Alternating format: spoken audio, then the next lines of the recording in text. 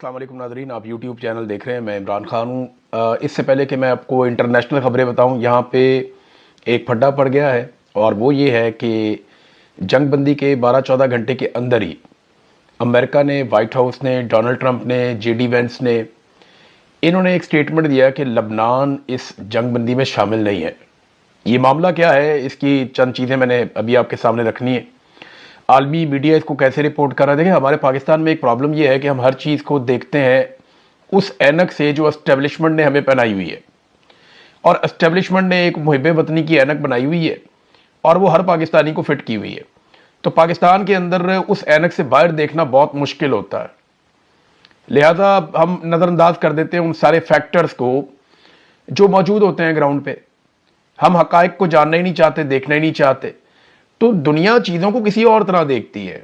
यहाँ कुएं का मेंढक बन के आप दुनिया का मुकाबला नहीं कर सकते, लिहाजा हकायक को देखना चाहिए।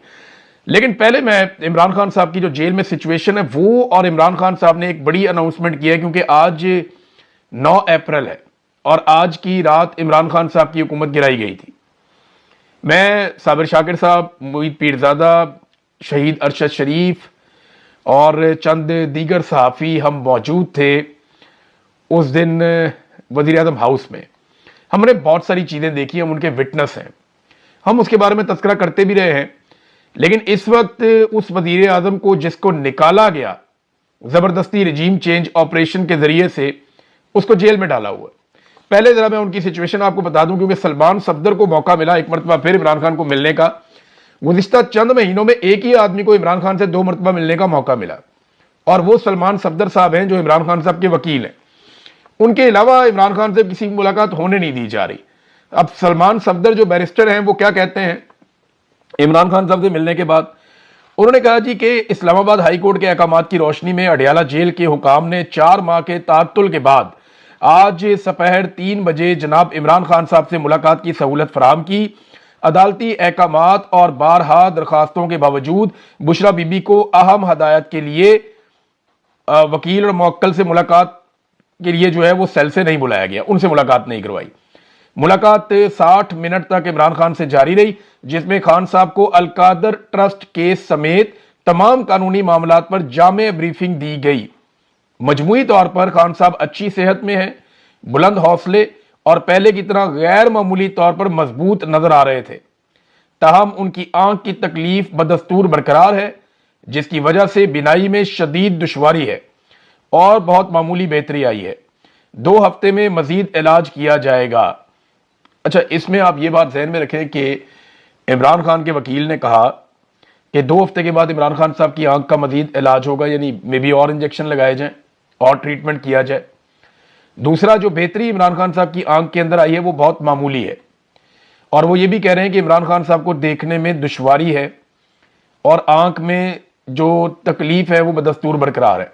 ये बड़ी तकलीफ दे सिचुएशन है। एक आदमी कैद तन्हाई में है, उसको सहूलतें नहीं है, फैमिली को मिलने नहीं देते, दुनिया से उसको काट कर रखा हुआ है, और उसकी आंख में शदीद दर्द भी है।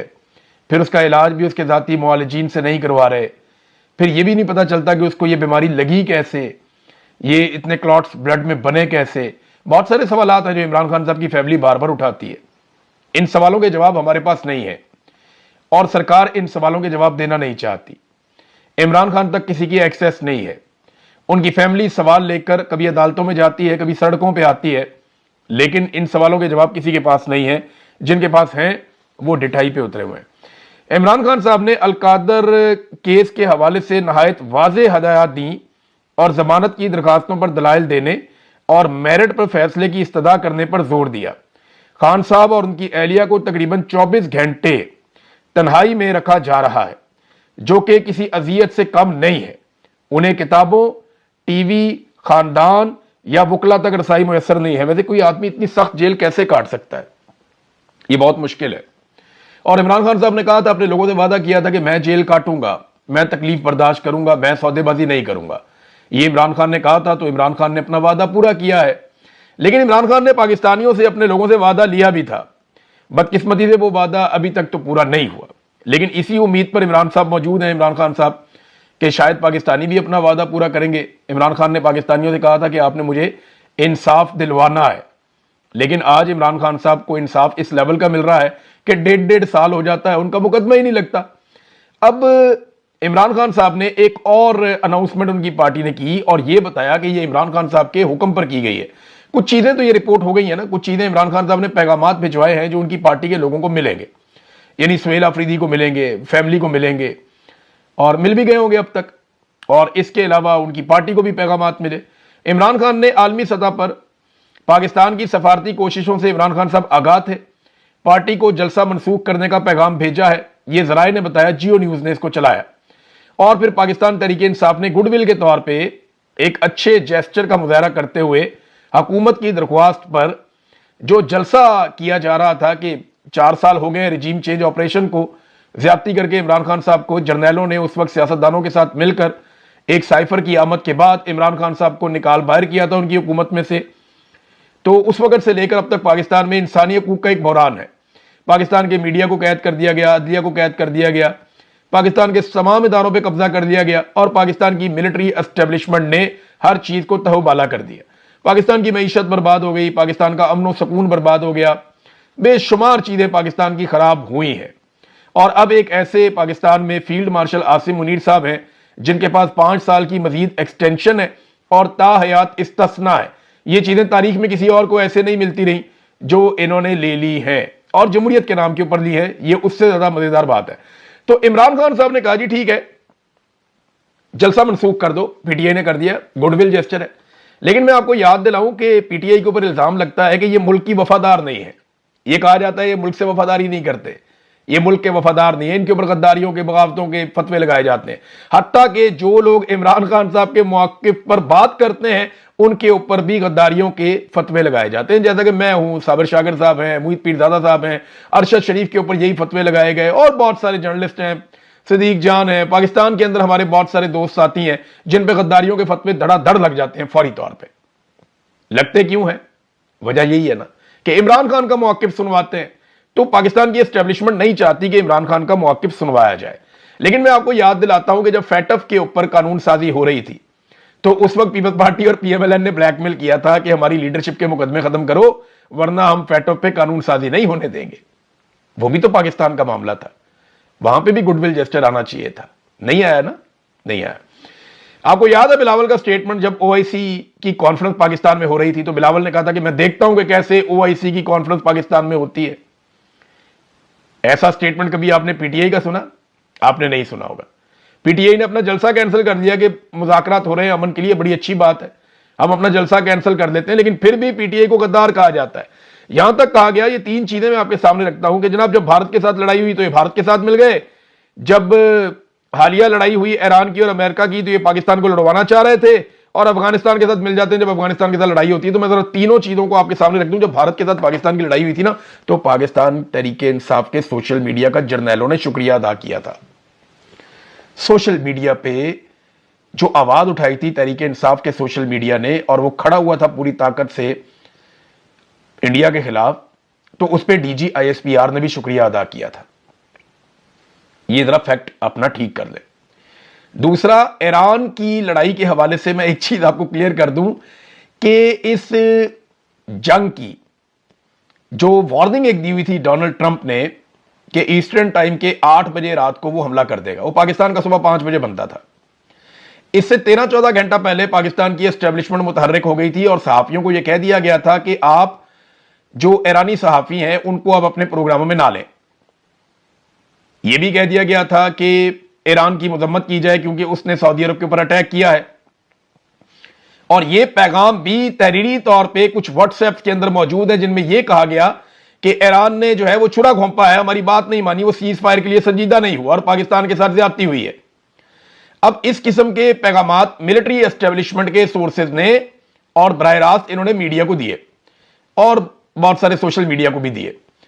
اب ہم آپس میں صحافی رابطے میں ہی ہوتے ہیں، جتنے مرضی بیچ میں جرنیل پڑ جائیں، ہمارے آپس میں اختلافات بھی ہوتے ہیں نا، جھگڑے بھی ہوتے ہیں، لیکن ہم اب تھوڑا بہت ہمارا رابطہ آپس میں ہوتا ہی ہے، تو ہمیں پتہ چلتا رہتا ہے کہ کس کے اوپر کتنا دباؤ آ رہا ہے اور کون کیا کہہ رہا ہے اور کیا کروا رہا ہے۔ انہی نیوز روم میں ہم ساری زندگی کام کرتے رہے ہیں۔ تو میں آپ کو ذمہ داری کے ساتھ کہہ رہا ہوں کہ اسٹیبلشمنٹ نے یہ فیصلہ کر دیا تھا کہ اب ایران کے خلاف جانا ہے، لیکن اچانک رات کو ڈونلڈ ٹرمپ نے جب پینترا بدلا اور اس کے دماغ میں یہ بات آ گئی کہ یہ حملہ کرنا किसी सूरत भी अमेरिका को सूट नहीं करेगा तो फिर फेस सेविंग के लिए पाकिस्तान से रुजू किया गया। पाकिस्तान तो पहले ही कोशिश कर रहा था, पाकिस्तान ने बड़ी कोशिश की है इस जंगबंदी के लिए, क्योंकि पाकिस्तान को लड़ाई सूट ही नहीं करती थी। पाकिस्तान लड़ ही नहीं सकता था इस लड़ाई को, और लड़ना ही नहीं चाहता था, क्योंकि पाकिस्तान को इसराइल की तरफ से लड़ना पड़ना था, अमेरिका की तरफ से लड़ना पड़ना था, सऊदी अरब की तरफ से लड़ना पड़ना था। तो वो पाकिस्तान को सूट नहीं करता था, पाकिस्तान की एस्टेब्लिशमेंट को सूट नहीं करता था, पाकिस्तान के अंदर बड़ी शदीद उसकी मुखालफत थी। तो ये पाकिस्तानी अवाम को क्रेडिट जाता है कि पाकिस्तान की अवाम ने पाकिस्तानी एस्टेब्लिशमेंट को और हुकूमत को मजबूर किया कि अमन के रास्ते में चलो और जानिबदारी से गुरेज करो। नंबर 3, अफगानिस्तान की बात करते हैं। तो अफगानिस्तान के मामले में पाकिस्तान का ट्रैक रिकॉर्ड क्या है कि हमने वहां आलमी ताकतों या अमेरिका की 4 जंगें लड़ी हैं, 3 जंगें तो हम लड़ चुके हैं, चौथी में हम उतर रहे हैं। तो 3 मरतबा जब अमरीकी मफादात के लिए आप अफगानिस्तान में लड़ाई लड़े और तीनों मरतबा आपको नुकसान हुआ, तो चौथी मरतबा क्यों जा रहे हैं उस लड़ाई में आप?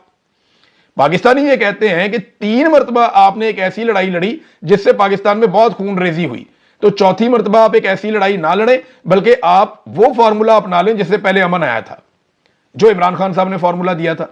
तो यहां तो इख्तलाफ है सिर्फ तरीकेकार के ऊपर, कोई पाकिस्तान के खिलाफ या पाकिस्तान का दुश्मन नहीं है। ये फतवेबाजियां जो हैं ये बंद होनी चाहिए, इनको बंद किया जाना चाहिए। अब आ जाए नाजरीन कि ये हुआ क्या लबनान के मामले में। इसमें ना आप एक चीज तो आप गौर, जो लिखा लिखा ट्वीट था ना, ये वो वाला नहीं है जहां पे शहबाज शरीफ ने लबनान के बारे में बात की थी, ये वो ट्वीट नहीं है। ये जो लिखा लिखाया ट्वीट है ये वो नहीं है।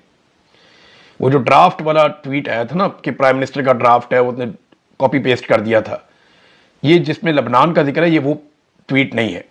वो जो ड्राफ्ट वाला ट्वीट है वो अलग था, उसमें तो सिर्फ ये अपील की थी शहबाज शरीफ ने कि जनाब मैं अपील करता हूं कि जंगबंदी जो है वो उसके लिए कोशिश करने दें और अपनी डेडलाइन को 2 हफ्ते आगे लेकर जाएं। तो ये शहबाज शरीफ की दरखास्त थी, उसमें लबनान का लफ्ज नहीं था। उसके बारे में कहा जाता है कि वो कॉपी पेस्ट था। उसके बाद डोनाल्ड ट्रंप ने हां कह दिया, फिर ईरान ने भी हां कह दिया, और फिर खुशी का एक ट्वीट किया शहबाज शरीफ साहब ने, और वो जो खुशी वाला ट्वीट था उसमें शहबाज शरीफ साहब के ये अल्फाज थे जिसमें उन्होंने कहा कि Islamic republic of Iran and United States of America along with their allies, अपने इत्तेहादियों के साथ, have agreed to an immediate cease fire everywhere including Lebanon and elsewhere effective immediately. ये जो ट्वीट है ये शहबाज शरीफ ने अपनी खुशी से ट्वीट किया था, और इसमें तस्करा किया शहबाज शरीफ ने कि जनाब हर तरफ जंगबंदी हो जाएगी, इत्तेहादी भी लड़ना बंद हो जाएंगे दोनों तरफ के, और इसराइली इसका मतलब है ना, इसराइल का नाम नहीं लिया, इत्तेहादी कह दिया, अमेरिका का इत्तेहादी इसराइल है इस लड़ाई के अंदर। तो वो उन्होंने शहबाज शरीफ साहब ने यह बता दिया था कि लेबनान इसमें इन्वॉल्व है, इसके अंदर शामिल है। अब इस पर अमेरिका ने कोई जवाब नहीं दिया, कई घंटे गुजर गए। अमेरिका में देखें शाम का वक्त चल रहा था, अमेरिका जवाब दे सकता था, अमेरिका बता सकता था, तस्हीह कर सकता था कि जनाब लबनान इसमें शामिल नहीं है। लेकिन हुआ क्या, दिन के वक्त शदीद बमबारी शुरू हो गई लबनान में। लबनान में अब तक कभी इतनी शदीद बमबारी नहीं की गई इसराइल की जानिब से जो गुज़िश्ता रोज की गई है। इतनी शदीद बमबारी हुई है कि सिविलियंस की शहादतों के बारे में बताया जा रहा है कि 200 से ज्यादा लोग शहीद हो गए। बीबीसी 180 बता रहा था, कुछ मीडिया 234 बता रहे थे, कुछ इससे ऊपर बता रहे थे। तो 200 के लगभग लोग शहीद हो गए लबनान के अंदर। बड़ी शदीद बमबारी हुई है, उसके मनाजिर देख के बंदा दहल जाता है। और देखें ईरान का साथ दिया था हिजबुल्लाह ने, जब ईरान के ऊपर बुरा वक्त आया था और ईरान के ऊपर बमबारी हो रही थी लगातार अमेरिका और इसराइल की जानिब से, तब हिजबुल्लाह ने लबनान से इसराइल के ऊपर लड़ाई की थी और इसराइल को चैलेंज किया था। अब ईरान के लिए बहुत मुश्किल है, उनके सदर ने भी यह कहा है कि हम लबनान को तनहा नहीं छोड़ सकते, कि इस वक्त जब ईरान की जंगबंदी होगी तो लबनान के ऊपर अटैक होता जाए तो वो नहीं हो सकता। ये ईरान ने इसलिए बुनियादी शर्त रखी थी। अब शर्तों के ऊपर भी फटा पड़ गया, अमेरिकन कहते हैं शरायत कुछ और है, ईरानी कहते हैं शरायत कुछ और है। लेकिन इसमें ना हमें एक स्टेटमेंट देखना पड़ेगा इराकची का। जो ईरानी वजीर खारजा हैं वो ये कहते हैं, शहबाज शरीफ साहब के ट्वीट को पोस्ट करते हुए वो उसके ऊपर लिखते हैं कि ईरान और अमेरिका के दरमियान जंगबंदी की शरायत वाज़े और दो टोक है। अमेरिका को इंतखाब करना होगा, या तो जंगबंदी या फिर इसराइल के जरिए जारी जंग। वो ये दोनों चीजें एक साथ नहीं रख सकता, यानी या तो जंग खत्म हो जाएगी अगर आप इसराइल को नहीं रोकेंगे तो, वरना फिर जंगबंदी करनी है तो इसराइल को रोकना पड़ेगा। पूरी दुनिया लबनान में होने वाले कत्लेआम को देख रही है। अब गेंद अमेरिका के कोर्ट में है और दुनिया देख रही है कि क्या वो अपने वादों पर अमल करेगा یا نہیں کرے گا. یہاں پہ نا ایک ٹویٹ اس سے زیادہ وضاحت کے ساتھ آیا ہے کالیباف کا. یہ جو ایرانی پارلیمنٹ کے سپیکر ہیں وہ یہ کہتے ہیں کہ مذاکرات کے آغاز سے قبل 10 نکاتی تجویز کی 3 اہم شقوں کی خلاف ورزی ہو چکی ہے. وہ یہ کہتے ہیں کہ 3 ایسی شقیں ہیں جن کی خلاف ورزی ہو گئی ہے. جو 10 شقیں ہم نے دی تھی ان میں سے 3 کی خلاف ورزی ہو گئی. ایک تو ٹرمپ کی ٹیم یہ کہتی ہے کہ جناب یہ وہ شقیں ہی نہیں ہے, یعنی وہ کہتے ہیں کہ پہلے کچھ اور تھیں اب کچھ اور ہیں, ہم نے کچھ اور دی ہیں, ایران کچھ اور دے رہا ہے. چلے وہ تو جب بیٹھیں گے کوئی نہ کوئی حل نکلے گا. جب آپ ٹیبل پہ بیٹھ جاتے ہیں نا اور بیچ میں دوسرے ممالک بھی بیٹھ جاتے ہیں تو کوئی نہ کوئی حل نکل آتا ہے. حل اس کا اچھا ہی نکل آئے گا جب بھی یہ لوگ بیٹھیں گے. اتنے بیوقوف لوگ یہ نہیں ہیں, ملک چلاتے ہیں, ان کو پتہ ہے کیسے کرنا ہے. لیکن یہ جو معاملہ ہے نا یہاں پہ سب کی سنگ پھنس گئے ہو گئے. 3 چیزیں ایسی ہیں جو مذاکرات ہونے سے پہلے ہی خلاف ورزی ہو گئی ہے. اب اس کے اوپر ایران کہہ رہا ہے تو پھر مذاکرات کا کیا فائدہ. یعنی امریکہ کا ہمارے ساتھ ایک تاریخی عدم اعتماد ہے. ہر قسم کے وعدوں کی بار بار خلاف ورزیوں کی وجہ سے یہ پیدا ہوا ہے. یہ ایک ایسا طرز عمل ہے جو افسوس کے ساتھ ساتھ بار بار دہرایا جاتا ہے. جیسا کہ امریکہ کے صدر نے اپنی پوسٹ میں واضح طور پر کہا کہ اسلامی جمہوریہ ایران کی 10 نکاتی تجویز مذاکرات کے لیے ایک قابل عمل بنیاد ہے. ان مذاکرات کی بنیاد فریم ورک ہے. تاہم اس تجویز کی 3 شقوں کی اب تک خلاف ورزی کی جا چکی ہے. شقیں کون کون سی ہیں یہ انہوں نے بتایا, یہ کالیباف نے. انہوں نے کہا جناب کہ ایک تو جنگ بندی کا فوری طور پہ شہباز شریف صاحب نے بھی کہا تھا اور اس میں لبنان کا ذکر کیا گیا تھا, لیکن لبنان کے اوپر اٹیک کیا گیا. ایرانی فضائی حدود میں گھسنے والے ڈرون کا داخلہ جسے صوبہ فارس کے شہر لار میں تباہ کر دیا گیا, یہ بھی ایک خلاف ورزی ہے.